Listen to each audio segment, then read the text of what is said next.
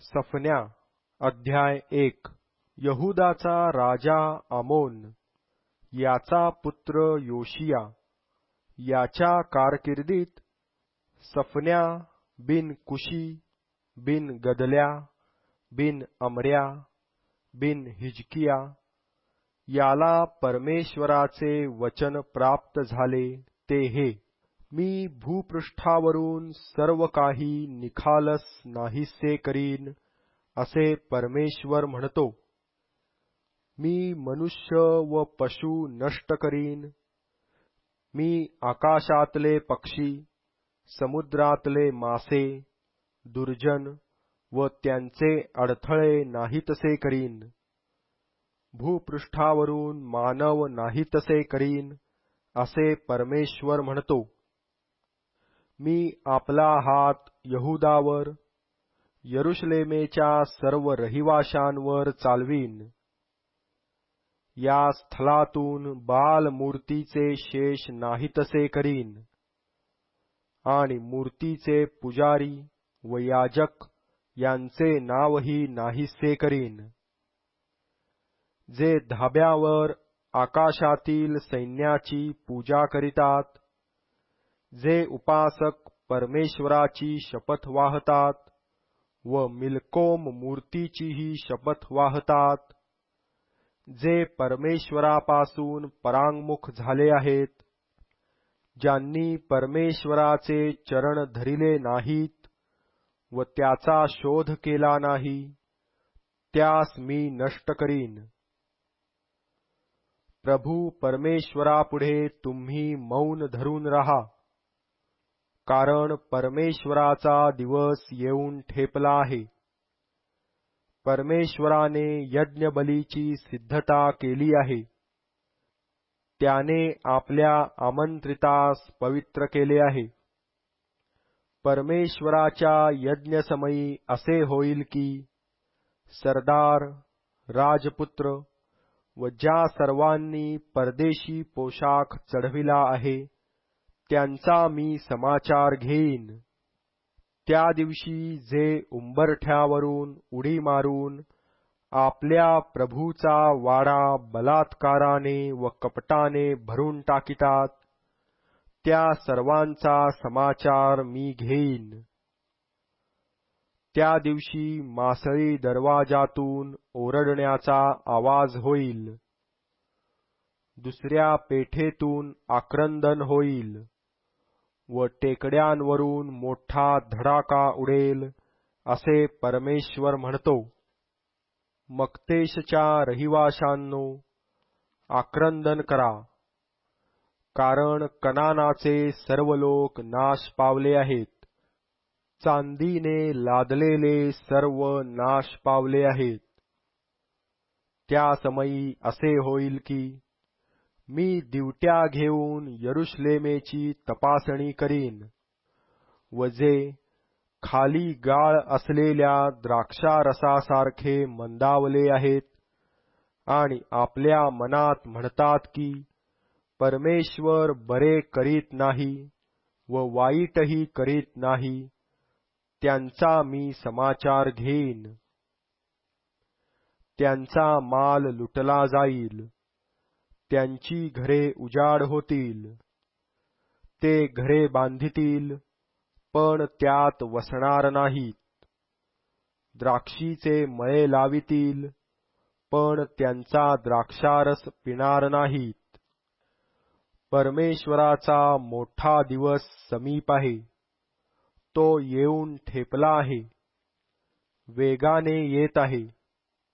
ऐका, परमेश्वराचा दिवस. तेथे वीर दुःखाने ओरडत आहे. हा संतापाचा दिवस आहे. दुःखाचा व क्लेशाचा दिवस आहे. विध्वंसाचा व उजाडीचा दिवस आहे. अंधकाराचा व उदासीनतेचा दिवस आहे. अभ्रांचा व निबिड अंधकाराचा दिवस आहे. तटबंदीच्या नगरांविरुद्ध व उंच बुरुजांविरुद्ध रणशिंगाचा व रणशब्दाचा हा दिवस आहे. मी माणसांवर संकट आणीन, ते अंधळ्यासारखे चालतील, कारण त्यांनी परमेश्वराविरुद्ध पाप केले आहे. त्यांचे रक्त धुळीसारखे व त्यांचे मांस विष्ठेसारखे फेकितील. परमेश्वराच्या क्रोधदिवशी त्यांच्या सोन्या रुपयाने त्यांचा बचाव होणार नाही. त्याच्या ईर्षेच्या अग्नीने सर्व देश भस्म होईल, कारण तो देशातील सर्व रहिवाशांचा अंत करील आणि तोही एकाएकी करील. सफन्या अध्याय 2. हे निर्लज्ज राष्ट्रा, एकत्र हो, ताळ्यावर ये, निर्णय बाहेर पडेल, दिवस भुसाप्रमाणे उडून जाईल. परमेश्वराचा क्रोधदिन तुम्हावर येईल, त्यापूर्वी ताळ्यावर या. देशातील सर्व नम्र जनांनो, परमेश्वराच्या न्यायानुसार चालणाऱ्यांनो, त्याचा आश्रय करा. धार्मिकता व नम्रता यांचे अवलंबन करा, म्हणजे कदाचित परमेश्वराच्या क्रोधदिनी तुम्ही दृष्टीआड व्हाल. कारण गज्जाचे विस्मरण पडेल, अश्कलोन रान बनेल, अश्दोदास भर दुपारी हाकून देतील. एक्रोनावर नांगर फिरेल, समुद्रतीरीच्या रहिवाशास, करेथी राष्ट्रास धिक्कार असो. हे कनाना, पलिष्ट्यांच्या देशा, तुझविरुद्ध परमेश्वराचे वचन आहे. मी तुझा असा नाश करीन की तुझ्यात एकही रहिवासी उरणार नाही. समुद्रतीरीच्या प्रदेशाची कुरणे बनतील व त्यात मेंढपाळांच्या गुहा व मेंढवाडे होतील. तो प्रदेश यहुदी घराण्याच्या अवशेषासाठी होईल. तेथे ते आपली मेंढरे चारितील.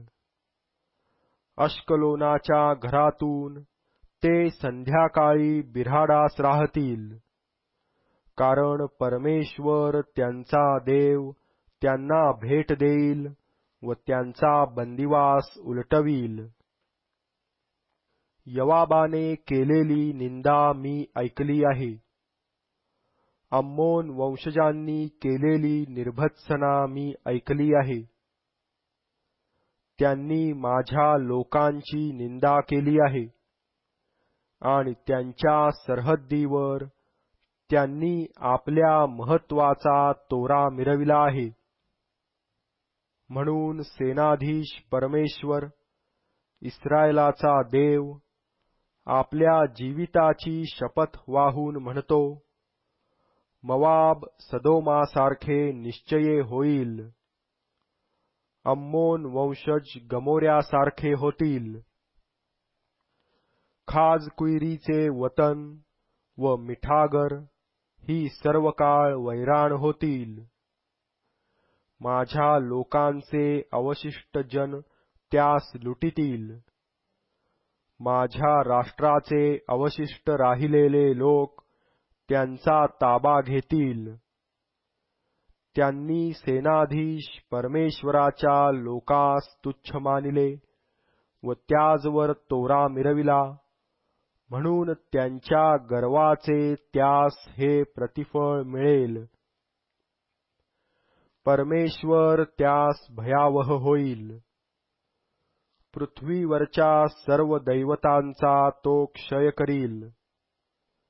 तेव्हा सर्व राष्ट्रद्वीपे व प्रत्येक जण आपापल्या स्थानी त्याला भजेल. अहो कुशाच्या रहिवाशांनो, तुम्हीही माझ्या तरवारीने मराल. तो उत्तरेवर आपला हात चालवून अश्शूराचा नाश करील. निनवे वैराण रानाप्रमाणे वृक्ष करील. गुरा मेंढरांचे कळप, भूतलावरील सर्व पशु तिच्यामध्ये वसतील.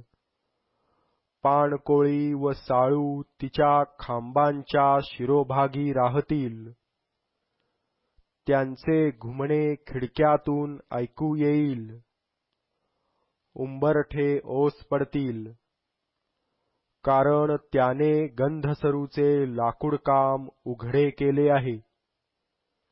हीच ती उल्हासी निर्धास्त असलेली नगरी. ती आपल्या मनात म्हणत असे की मीच काय ती आहे, दुसरे कोणी नाही. ती कशी ओसाड पशु बसण्याची जागा झाली आहे. तिच्या जवळून जाणारा प्रत्येक जण तिची छी थू करील व तिच्याकडे हातवारे करील. सफन्या अध्याय 3. ती बंडखोर, भ्रष्ट व बलात्कारी नगरी, तिला धिक्कार असो. तिने वचन मानिले नाही, बोध घेतला नाही, परमेश्वरावर श्रद्धा ठेविली नाही.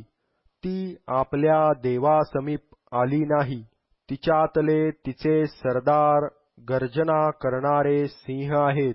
तिचे न्यायाधीश संध्याकाळी बाहेर पडणारे लांडगे आहेत. ते सकाळच्यासाठी काही शिल्लक राहू देत नाहीत. तिचे संदेष्टे बढाईखोर व विश्वासघातकी आहेत. तिचे याजक पवित्र स्थान भ्रष्ट करीतात. त्यांनी धर्मशास्त्राचे अतिक्रमण केले आहे. तिच्यामध्ये परमेश्वर न्यायी आहे. तो काही अन्याय करीत नाही. रोज सकाळी तो आपला न्याय प्रगट करीतो, चुकत नाही. अधार्मिकास तर लाज कशी ती ठाऊक नाही. मी राष्ट्रे नष्ट केली आहेत, त्यांचे बुरुज उद्ध्वस्त केले आहेत. मी त्यांचे रस्ते उजाड केले आहेत. त्यांनी कोणी जात येत नाही. त्यांची नगरे उद्ध्वस्त केली आहेत. कोणी माणूस, कोणी रहिवासी तेथे उरला नाही. मी म्हणालो, तिने माझे भय मात्र धरावे, बोध घ्यावा. म्हणजे तिच्या संबंधाने मी जे काही ठरविले आहे, तदनुसार तिची वस्ती नष्ट होणार नाही. पण त्यांनी आपली सर्व दुष्कर्मे नेटाने चालविली. परमेश्वर म्हणतो, मी लुटीसाठी उठेन, तोवर माझी वाट पहा. कारण राष्ट्रे एकत्र जमवावी, राज्ये एकत्र मिळवावी. त्यावर माझा क्रोध, माझा सर्व संतप्त क्रोध पाडावा, हा माझा निश्चय आहे. कारण माझ्या ईर्षेच्या अग्नीने सर्व पृथ्वी भस्म होईल. मी राष्ट्रास शुद्ध वाणी देईन व परमेश्वराची सेवा घडावी, म्हणून ते सर्व त्याच्या नामाचा धावा एकचित्ताने करीतील. कुशाच्या नद्यापलीकडून ते माझ्या उपासकास आणीतील. ते माझ्या पांगलेल्यांची कन्या मला अर्पण म्हणून आणीतील. ज्या ज्या बाबतीत तू मजविरुद्ध उल्लंघन करावेस, त्याविषयी त्या दिवसात तुला लज्जित होण्याचे कारण पडणार नाही. कारण तेव्हा मी तुझ्या उन्नतीचा अभिमान धरणाऱ्यास तुझ्यातून नाहीतसे करीन. माझ्या पवित्र पर्वतावर तू यापुढे तोरा मिरविणार नाहीस. मी तुझमध्ये नम्र व गरीब लोक राहू देईन. ते परमेश्वराच्या नामावर श्रद्धा ठेवितील. इस्रायलाचे अवशिष्ट जन काही अनिष्ट करणार नाहीत, लबाडी करणार नाहीत. त्यांच्या मुखात कपटी जिव्हा आढळावयाची नाही. ते चरतील व विश्रांती मिळवितील.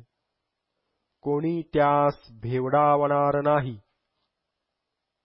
सियोन कन्ये, उच्च स्वराने गा. हे इस्रायला, जय जयकार कर. यरुशलेम कन्ये, मनःपूर्वक उल्हास व उत्सव कर. परमेश्वराने तुझा दंड दूर केला आहे. तुझ्या शत्रूचे निवारण केले आहे. इस्रायलाचा राजा परमेश्वर तुझमध्ये आहे. तुला पुन्हा अरिष्टाची भीती प्राप्त होणार नाही. त्या दिवशी यरुशलेमेस म्हणतील, हे सियोने, भिवू नको, तुझे हात गळू देऊ नको. परमेश्वर तुझा देव सहाय्य करणाऱ्या वीरासारखा तुझ्या ठायी आहे. तो तुझविषयी आनंदोत्सव करील. त्याचे प्रेम स्थिर राहील. तुझविषयी त्याला उल्हास वाटून तो गाईल. जे तुझे लोक सणाच्या मेळ्याची आठवण करून रडतात, त्यास मी एकत्र मिळवीन. त्याजवर निंदेचा भार पडला आहे. पहा, त्या समयी तुला पिडणाऱ्या सर्वांचा मी समाचार घेईन. जी लंगडी आहे तिला मी बचावीन. हाकून दिलेलीस परत आणीन. अखिल पृथ्वीवर ज्यांची अप्रतिष्ठा झाली आहे, त्यांची प्रशंसा व नावलौकिक व्हावा असे मी करीन. त्या समयी मी तुम्हास आणून एकत्र करीन. तुमच्या डोळ्यादेखत तुमचा बंदिवास उलटवीन. तेव्हा पृथ्वीवरल्या सर्व राष्ट्रात तुमचा लौकिक व गौरव होईल, असे मी करीन.